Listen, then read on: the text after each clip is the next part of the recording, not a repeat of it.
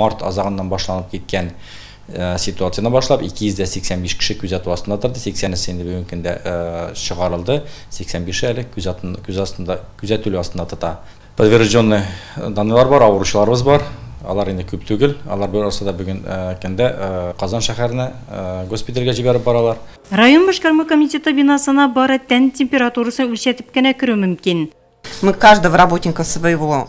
Без үзебездә эшләүче һәр хезмәткәрнең тән температурасын үлчибез һәм журналга теркибез. Читтән килүчеләрнең дә температурасын үлчибез. Күп катлы йортлар подъездларын зарарсызландыру да көн кадагында. Управляющий компанияларга бирдек, барысына да предписание тапшырдык кулларына. Анда язылган инде алар көненә 2 тапкыр иртән һәм төшке аштан соң подъездларның дезинфицирующий раствор белән эшкәртеп чыгарга тиешләр. КЖК ул инде бүгенге көндә парк һәм скверларда булган барлык скамейкаларны, ял урыннарын барысында шул раствор белән эшкәртеп баралар.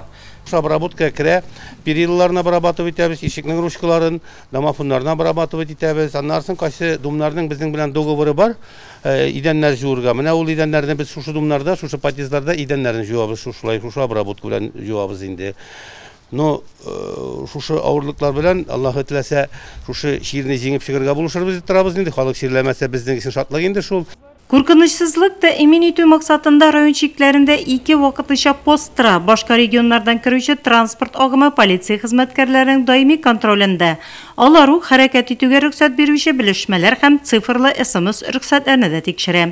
Выявление граждан на улице, находящихся без Урамда махсус рөхсәтсез йөрүче гражданнар административ җаваплылыкка тартыла. Андыйларга 1000-30 мең сумга кадәр штраф салына. Бүгенге көнгә безнең бүлек хезмәткәрләре тарафыннан 130-га якын закон бозу очрагы ачыкланды. Барлык материаллар карау өчен судка җибәрелде. Нигездә аларга 1000-нән 4000 сумга кадәр штраф салына. Булардан тыш 2 шәһәр хезмәткәрдән торган патруль төркеме шәһәр урамнарына чыга. Эш 2 сменада 12 сәгатьлек режимда оештырылган. Ездил за продуктами. Азык-төлек аларга бардым, рөхсәт кәгазе алдым. Бар кешегә дә шулай эшләргә тәкъдим итәм. Инфекцияны бергәләп җиңәрбез дип уйлыйм. Иң мөһиме шәхси җаваплылык һәм гражданлык позициясе. Я думаю, все преодолеем. Әйе, иң элек үзаң һәм үз изоляция режимы таләпләрен төгәл үтәү һәм буларның барысы да эпидемиологик ситуация яхшырганга кадәр.